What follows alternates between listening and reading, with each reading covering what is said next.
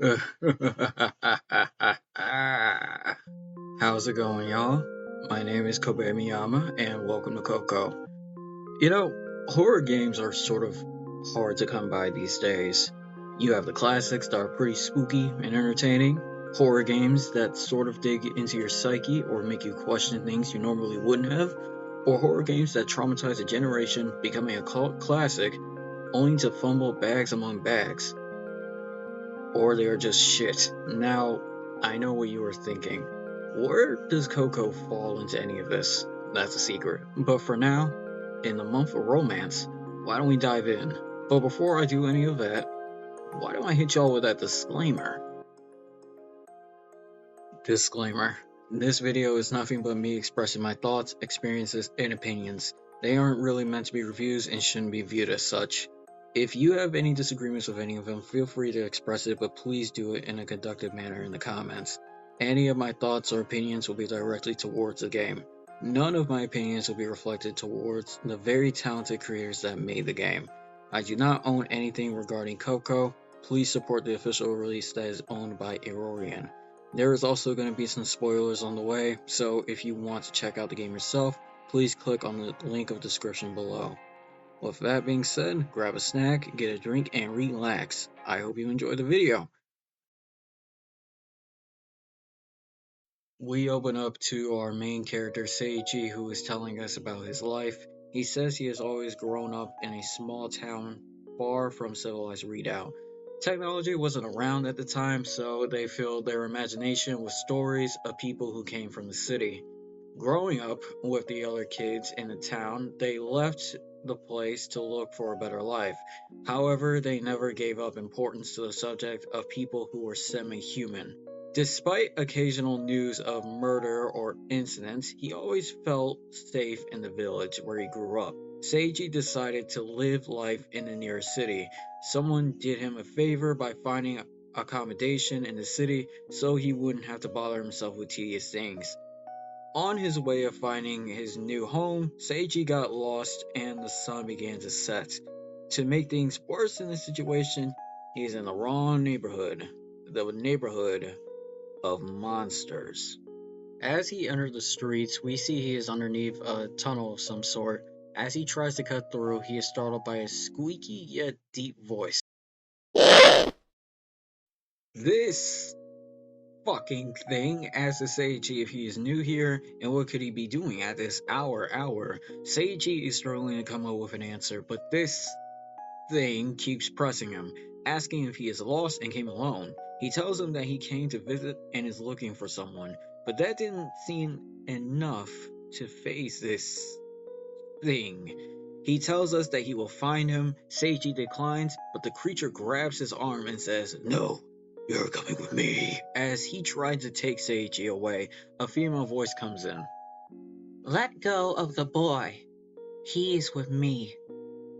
A woman with long brown hair, scars on her face, and tree branches for fingers appears at the exit of the tunnel. As Seiji is studying her figure, the thing decides to take his leave. She tells him to come on or someone else might be interested in him tonight. She asks Seiji why a human is doing in the wrong side of town, and he tells her that this is the first time he has been here in the city and he got lost. He asks her if she could help him find a way out of here. He gives the woman an address, but she is like, "Wow, you're rude to someone you just met, who also saved your life, no less." Damn. Seiji apologizes and tells her that he came from a town that is in the mountains. This woman here is named Coco, the name this owl thing called her. Coco tells him that he won't be able to get out of here for today, especially during the night since monsters are most active during that time. Seiji asks her if she can accompany him to the safest place or exit. Before he could finish his next sentence, she tells him no. That response was like getting hit with a bag of rocks. He asks if there are any other options for him other than dying in the corner. Coco tells Seiji that her house is next door and he can stay there for tonight, and tomorrow she can accompany him. He was about to say something about her offer, but before he could, he heard a loud roar and footsteps nearby about to enter the tunnel. So he takes her up on that offer. They enter her house, and Seiji takes his time to take in the house. Coco asks if he's afraid, and he gets a little startled by that question. She starts asking him if he knew that monsters like her can smell fear and lies. Shivering Seiji is. She laughs and tells him that it was a joke. She asks him if this is the first time seeing someone like her kind. He tells her no because when he was a kid, he heard an anecdote but never gave it much thought. Coco actually understands that it can be a shock to anyone, but lets him know that sometimes they aren't always the monsters. She asks him if he is hungry, to which he says yes, since he has been walking around all day. She starts baking him something to eat, and Seiji looks around the house and thinks about what kind of monster Coco is. He starts thinking about those marks on her face and hands, wondering. He starts to think even more about her hands because they are clearly not normal hands, and thinks if her true form is where her hands look like a garden rake. As he is thinking about her appearance, Coco calls him to let him know that the food is done. They get to the kitchen and start eating. Coco asks him if he likes the food. As he's taking a bite, she tells him, "Don't worry, I didn't put poison in it. Yet." Poison? Yet? She starts laughing at his reaction and lets him know that it was a joke. But she asks him again, but more seriously this time. I mean, she's only showing one eye. Seiji is like, "It is very delicious," and thanks Coco for making it. She tells him it's not a problem. After a small silence, Coco asks him how was the place he grew up in. He tells her that it's a small town in the mountains, very calm and very safe. Coco is like, that sounds like a nice place to live. Seiji confirms that and tells her about how he and the other kids would play in the streets without worrying about anything else. The only dangerous thing was a small leafy forest on the outskirts of the village.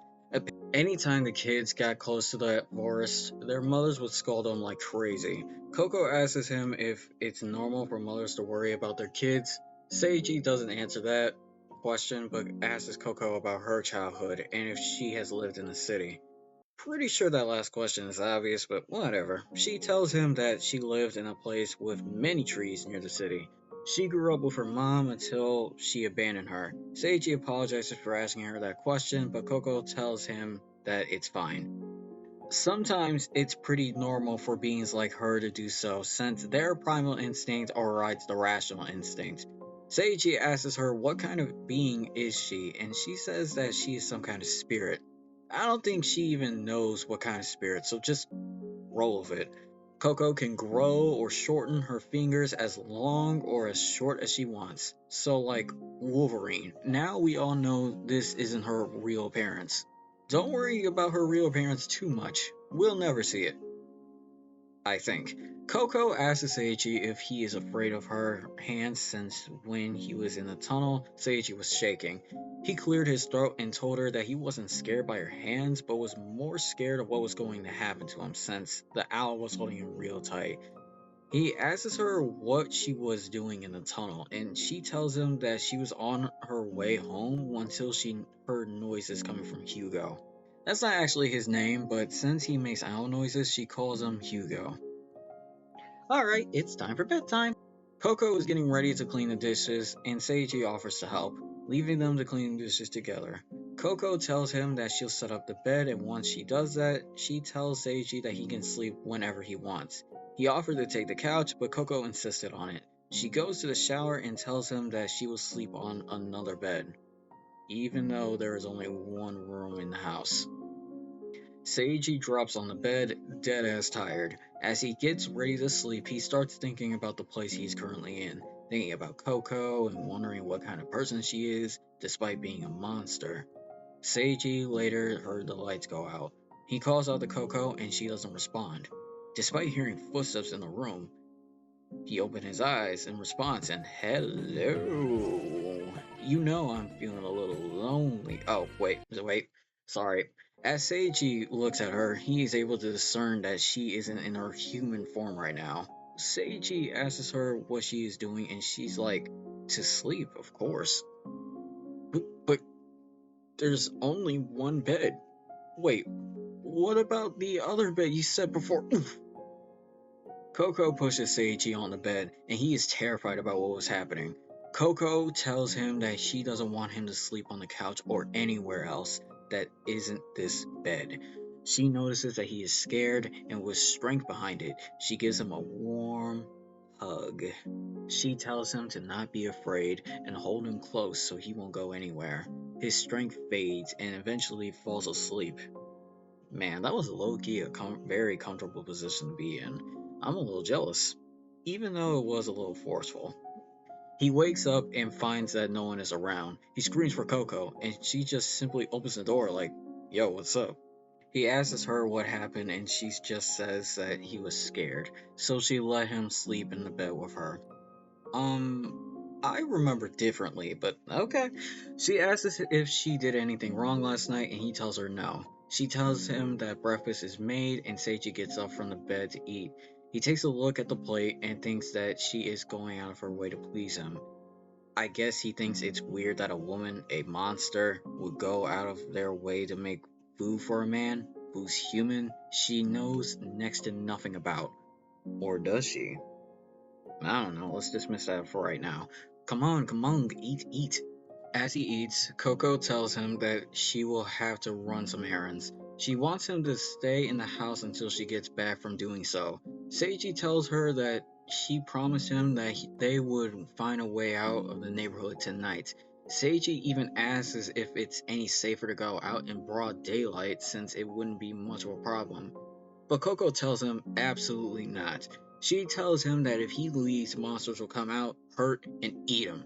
Coco tells him that they will look for a safe way of getting out, but he has to trust her so nothing bad happens to him. As she tells him that, a knock was heard on the door. What the fuck? Are you sure that's a knock? Coco answers the door, and what in the fuck is a mantis doing in here? It starts asking where they should go, and Coco is a bit surprised by how late it is. She tells the mantis to go on ahead as she gets dressed. As she said this, the mantis starts looking at Seiji, who honestly should have just stayed hidden as he heard the knock on the door, and they both stared at each other. Aw, it's kinda cute, look at them big old eyes. She tells us that we're a guest, and the mantis starts backing up from the door, leaving her to shut it. Coco turns around and tells us that she is going to change her clothes. Once she is finished, she asks us if we're going to be a good boy and stay here. Seiji begrudgingly agrees, and Coco starts to head off. The game gives us a choice to check our surroundings or just chill out. I decided to check our surroundings, and the first spot I look at is the bedroom.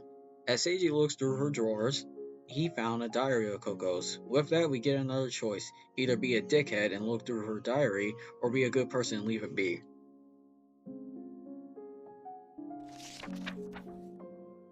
Ooh, she's got a lot of love.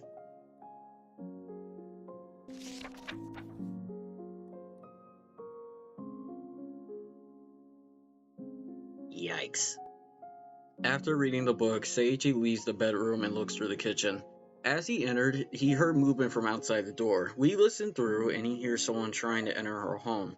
The woman appears to be locked out of her own house and couldn't find a spare key.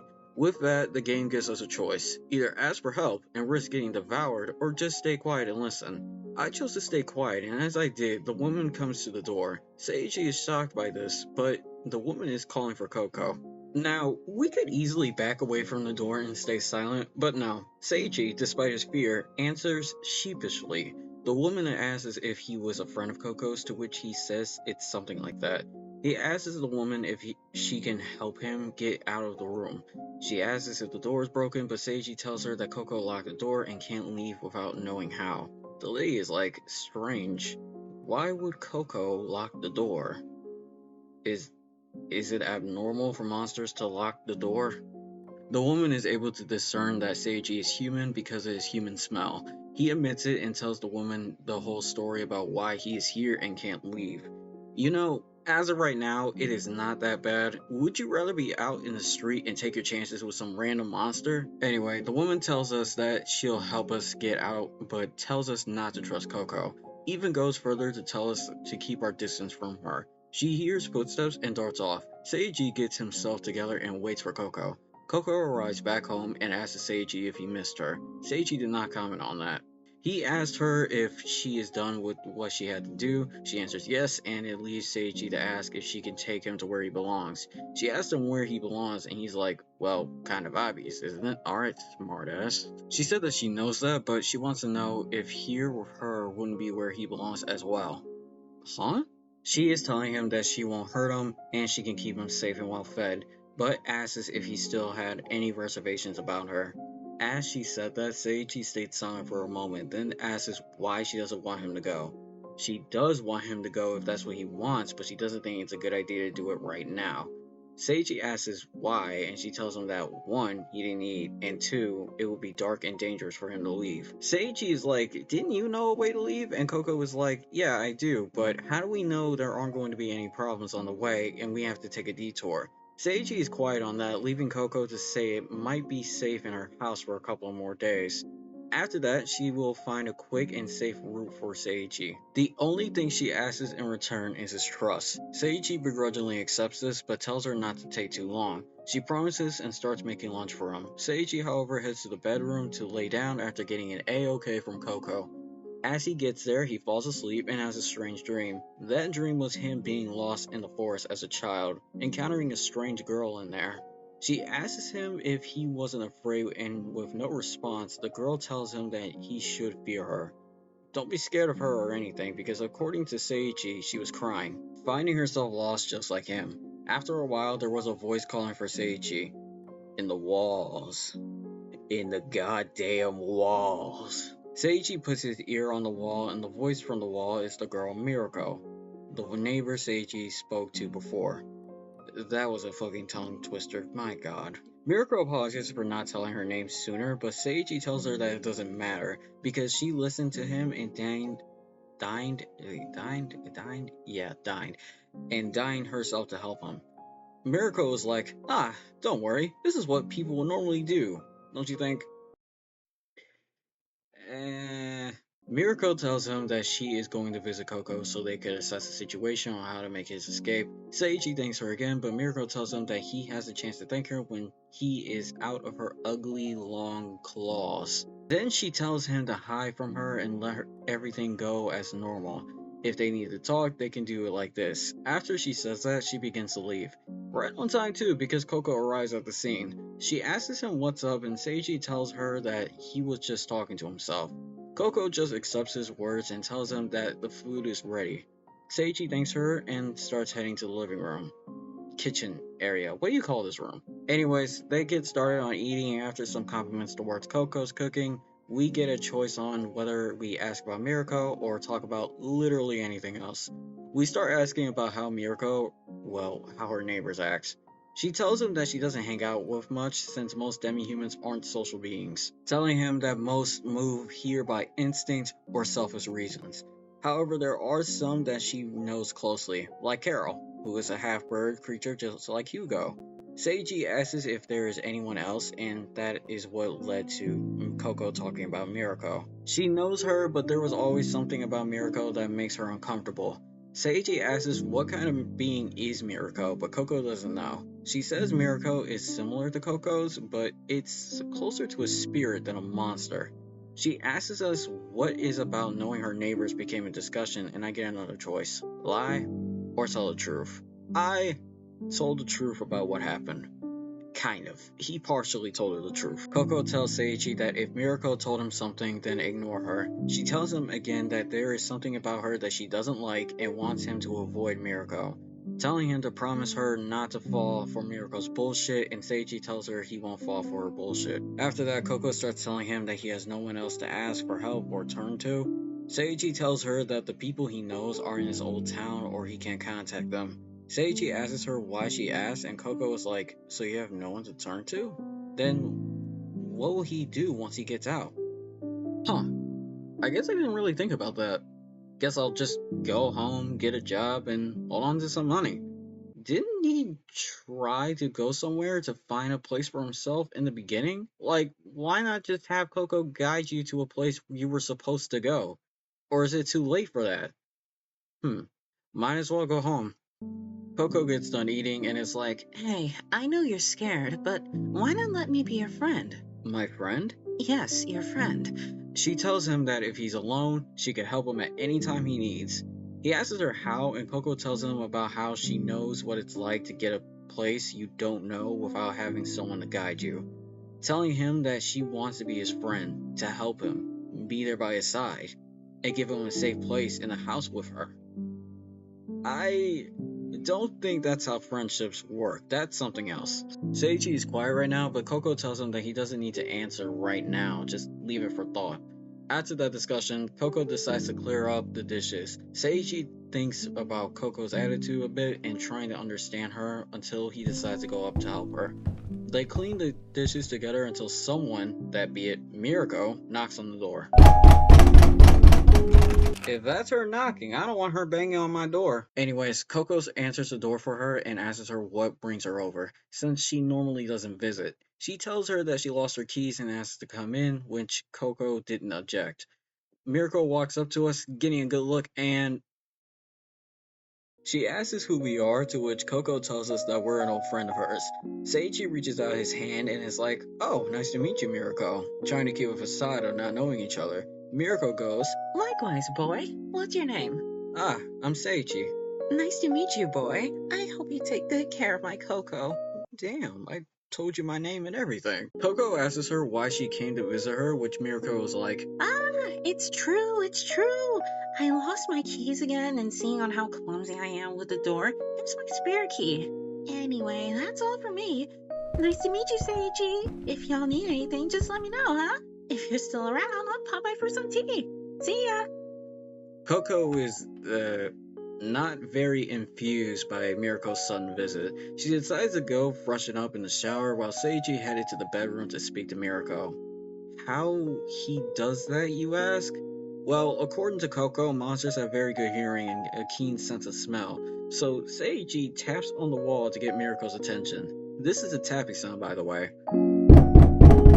How strong is everybody? Mirako heads to the wall and talks to Seiji for a bit, telling him that she plans on getting him out of there and thinks about what options they have. By the way, how is she speaking to Seiji exactly? Like, is she in another room and is speaking to him through the wall, or is she literally in the wall? Just something to ponder. Anyways, Coco is back and wants to continue the discussion they had before the witch, Mirako, interrupted them. Seiji tells her that he appreciates her offer, but tells her that he thinks it would be best to return home. She tells him that she isn't going to force him to stay forever, but she tells us more about Mirako, just simply because she is dangerous and shouldn't approach her. Seiji is like, "Do you think she knows I'm human? I mean, compared to Coco and the common monster, we humans kind of stand out." Coco even tells him that she knows because, duh, and she wants to leave him alone so she can do something with those big old eyes. Seiji tells her that he will not be alone with Mirako since his life is in danger. I have thoughts. Lots and lots of thoughts. We'll get to that in a bit. For now, let's watch a movie. They headed to the living room, and as they both sat down, Coco puts her head on Seiji's shoulder. Getting as comfortable as possible, I see. As they watch movies, Seiji couldn't help but keep thinking about Mirako and Coco. What are they supposed to be? Friends or foe? All of that kind of stuff. With Coco's permission, Seiji heads to take a shower and thinks further on this Coco and Mirako situation again. He keeps thinking about it until he can't no more. So he decides to make a decision here and now. Who to trust, Coco or Mirako? Now, I want to say something really quick. Coco has let us stay in her house for a couple of days, which is extremely kind of her. However, remember that journal we found? Yeah, I wouldn't be surprised if the guy she was talking about in there was Seiji. It's a good thing she is giving us a choice to leave when she can easily keep us captive. She cooks, she protects, and stuff like that. However, she's a bit possessive, I should say. I don't know. That journal got me thinking, man. But she ain't bad though. Unlike Mirako, we quite literally don't know anything about her. The only reason why she is continuing to talk to us is because Seiji is stupidly trusting her with the situation. He almost got nabbed by some bird-looking motherfucker. How do we know Mirako isn't planning on doing the same? She tells us not to trust Coco and plays into Seiji's fear and anxiety by saying, "Oh, she's the devil," when she barely gives us any info on herself. But then again, how can we be sure that Coco is 100% telling us the truth here? Most of what I said about Mirako can easily be said about Coco, except with the point of me saying that if she wanted us dead or eaten, she would have done it by now. So many things I want answered right now. So the game gives us a choice. Either trusted Mirako, Coco, or no one at all. I chose neither because I am hoping to just let this play out and see where it goes. Seiichi, on the other hand, said this: Coco, Mirako, no, I can't trust either of them. They are both monsters. As she herself told me, many monsters cannot resist the primal urge that runs through their blood. I am sure that despite of everything, behind all those layers of kindness, there is a bad intention. I have to get out of here already. I don't care about anything else. It's my life that's at stake. I didn't mean it like that. Damn. Now, this is where Seiichi loses his goddamn mind. He calls Coco over and punches her square in the face, then uses whatever is nearby and blocks the door, locking Coco inside the house, then grabs the keys, unlocks the door, and starts running away. Without a plan, without any direction on where to go, he just booked it. Look where it landed him. Yep, right here. Say she stops to rest until this girl just comes up and is like, Aw, look at the little lamb here, all lost and alone. who is this little lamb you speak of? You. Well, I can't say we didn't deserve that one. Alright, this time I will choose Coco. When I chose that, he gets all these memories coming back, going to my point earlier that if she truly wanted to kill him, she would have done so. Once he starts thinking that, he thinks that he misjudged her for all of this time. He gets out of the bathroom and calls out to her. Coco asks if the shower helps clear his mind, to which he tells her that it did and it's all thanks to her. Realizing that throughout this whole time, she has always been there watching over him and took care of him. With all of that out, he thanks her for all that she has done for him and that he is going to trust her from now on. Coco told Seiichi that she appreciates the words and it means a lot to her. After that, they spent quality time with each other, watching movies, telling jokes, ate dinner, and everything, with a joyful smile. Once it was over, Coco asks if Seiichi was tired, to which he tells her that he was. Without any time to spare, Coco insists on getting this boy to bed. He just stammers like, but where am I supposed to sleep? And Coco is like, with me, of course. She takes Seiichi's hand and heads into the bedroom. Before he gets manhandled into sleep again, he tells Coco he is going to the bathroom before bed. She tells him fine, but don't delay. Seiichi gets in there and starts to panic. Through this panic, he mentions how uncomfortable with the idea of sleeping with a woman in the same bed. Aww, he's not calling her a monster anymore. But he finally starts cooling down and says to himself that there is no other option. He has to lock in. Seiji walks into the bedroom. Coco asks him to turn off the light. Seiji does. He lays down on one side of the bed, while Coco lays on the other side. Coco asks if he is comfortable, to which Seiji tells her that he is alright and asks her if she needs any space. She tells him no, but what? He turns around to see what is happening with Coco. He sees her staring right at him. For a moment, Seiji's heart skips a beat. Despite his nervousness, he is in a small haven of peace. Coco says hello to him. Seiji tells her hello back, but asks what's wrong with her. Coco tells him that there's nothing going on. She just wants to be closer to Seiji. Coco asks how Seiji is doing. He tells her he is fine, but she knows that's a lie. He asks her if she knew because of her spirit intuition, but she tells him that it was not her intuition as a spirit, but as a woman. They both laugh for a moment, with Seiji admitting that he was being nervous earlier. She asks why, but Seiji tells her not to worry about it. Coco starts to tell him that her house was always cold and lonely, that there are many beings like her that are hostile, selfish, and wild. While humans are not very different from monsters or with their own species. But here, right here, this bed is a warm, life-filled place, with it all being thanks to Seiji. Seiji tries to deny it, but Coco won't let him, saying that because of him, she didn't feel so alone again. Seiji asks if she had any friends or anything like that. She tells him that she didn't, since people like the Mantis, Hugo, even Mirko were different beings. Even Seiji is different from the rest, but he is special, and is now Coco's special person.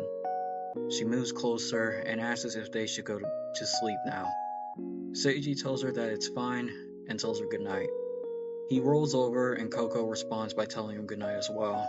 They lie there for a few minutes until Coco, according to Seiji, took refuge on his back. This both made him nervous and excited and in a tranquil state of mind, letting him fall asleep peacefully.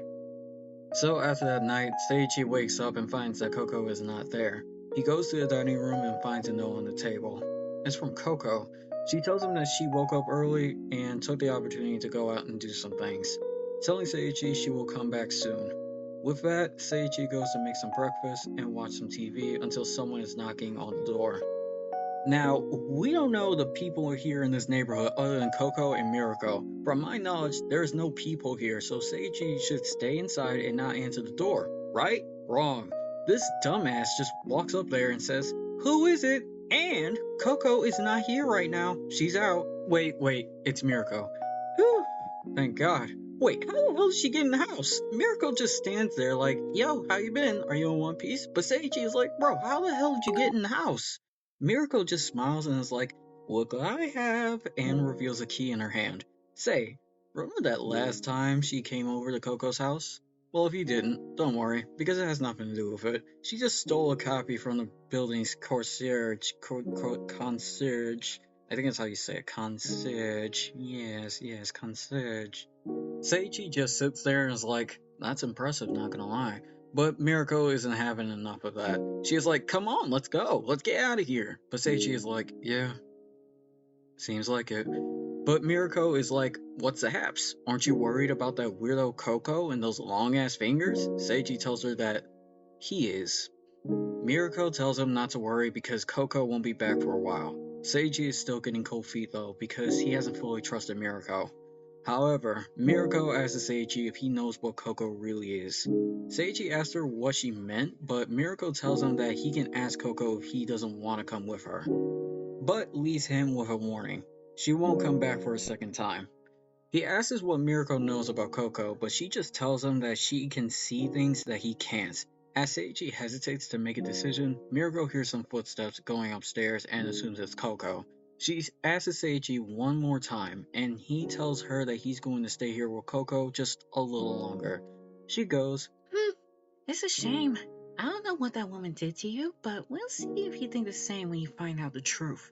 "Jesus Christ." With that, Mirko leaves and Seiji recalls a certain memory. Coco rushes in the house and is excited to see Seiji, but Seiji is feeling differently. She asks us what's wrong, and I told her what happened before she arrived. Seiji informs her how Mirko got in and invited him to go somewhere, but when he declined, she told him that Coco was hiding something from him. Coco's expression gets somber as she tells him the story she was hiding from him all this time. Remember that conversation they had some time ago about when Coco lived in the forest alone? Well, the reason why is because her mother abandoned her and Coco wound up being lost within the forest. Heartbroken, she couldn't help but cry given the situation, until a boy came along. Turns out, that boy was lost just like her, but he helped Coco calm her down and took care of her until they found a way out of the forest, walking into Seiji's home. However, because humans feared monsters, they drove Coco away. Seiji starts to remember that all this time, Coco was that girl he was remembering for so long. That adults would say that something dangerous would be lurking in the forest was in fact Coco. Coco confirms she might be what they were referring to. Since then, she has been waiting and protecting Seiji for a while. Coco found out that Seiji was going to be in town. She decided to get there before he could. Once he was lost, it was the perfect opportunity for her to see him again. Sadly, he didn't remember her, which makes sense given it's been so long since Coco and Seiji talked to each other. Coco asks Seiji if he hates her from keeping this from her, and Seiji is like, I don't know what to think right now. Huh? Seiji asks her if that was all she was keeping from him, to which she said yes. Then asks Seiji if he hates her from keeping that from him. He's like, I feel a bit cheated. How the I'm gonna assume he is referring to his parents and the adults in the village because there is no way he is going to say he feels cheated that Coco didn't tell him about it sooner. Anyways, Coco tells Seiji that she's sorry and he is like, don't worry about it. You had your reasons for not telling me, but you done did it. With that response, Coco is about to start crying, to which Seiji tries to calm her down because he isn't angry or hurt about it. With that reassurance, she starts to calm down. After that, he comes to the realization that if this was all Coco was hiding, then Miracle lied and tried to turn him against Coco. Coco starts hugging Seiji like really tightly and asks for his forgiveness for not telling him that sooner and that she felt so lonely without him. Although a bit shocked, Seiji starts hugging her back, staying in that position for a little while. After that, Seiji asks her where she has been since this morning, and Coco tells him that she was looking for a path for him. She found a road that fewer demi-humans pass through, although it would be safer if Coco accompanies him. This could be what Seiji is hoping for, however this all depends on him. Coco tells him his choices. Either he can stay here with Coco since she wants to provide for him and be his refuge, or he can go back to his village where humans are. She tells him that he doesn't have to answer now, just think on it through the day. When he's ready, she will take him on the path. Hours have passed since then, and Seiji is hesitating to make a decision now. The day passed, and in the blink of an eye, and Coco tells him to get some rest because they will be leaving early morning. Once they head to bed, Seiji starts having series of images and questions in his head. Remembering how he was scared when he first got here, but thanks to her, he was able to have some level of peace here. Coco says his name, which Seiji opens his eyes in response. She asks if he was sleeping, to which he told her that he was dreaming about her. Coco really liked that answer and told him that she was dreaming of him ever since he arrived, claiming that Seiji being here like in her dreams is the best thing that happened to her. Why? Because she loves him from the first moment they have met. She starts saying that he is like some sort of protagonist that saves the heart of a monster. Seiji is a bit surprised by this. He didn't think he meant that much to her. He couldn't come up with any words other than thanking her for everything she has done. Coco tells him that it's time to get up now and head on out. They both get dressed, Seiji gathers his things and heads out of the house. Once they get out, Coco grabs his hands tightly and tells him to never let go of her hand. They walk until they get to a site where they first met and decide to rest for a bit. Suddenly, a loud roar echoes from the tunnel, startling Seiji and causes him to lose his balance. He accidentally bumps into someone, a cute girl. Seiji asks her if she is fine, and she confirms that she is. They both apologize to each other and the cute girl heads off. Wish he saw more of her. She's cute. Coco asks him what happened. Was she not there or did Seiji disappear into the crowd? Anyway, Coco tells him to hold her tighter so that doesn't happen again. They head off until they stop at this bench here. This is their stop, and Coco tells him that there shouldn't be any trouble beyond this point. Seiji thanks her, and Coco tells him not to worry. She then tells him that it's now time to make a decision. Pretty sure that the decision was like a while ago, but okay. She tells him that whatever choice Seiji makes, she will respect it here and now.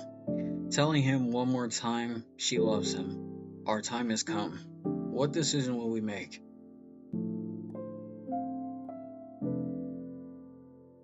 Yep, I chose to stay with Coco, leaving Seiji to tell her that he wants to be by her side, appreciating everything she has ever done for him, leaving nothing but, well, appreciation and affection for her. Coco, hearing this, is on the verge of tears, telling him that she is so happy to hear those words. Seiji asks if they could be together for a little longer, and she says yes. They both confess that they love each other, and they both head home. vowing together that they will be together forever and never apart. Well, that was Coco. Honestly, it was a pretty nice experience to play. I don't have too much to say about it. I liked it. If you're interested in checking this out, link is in the description below. With that being said, I hope you enjoyed, and as always, take care.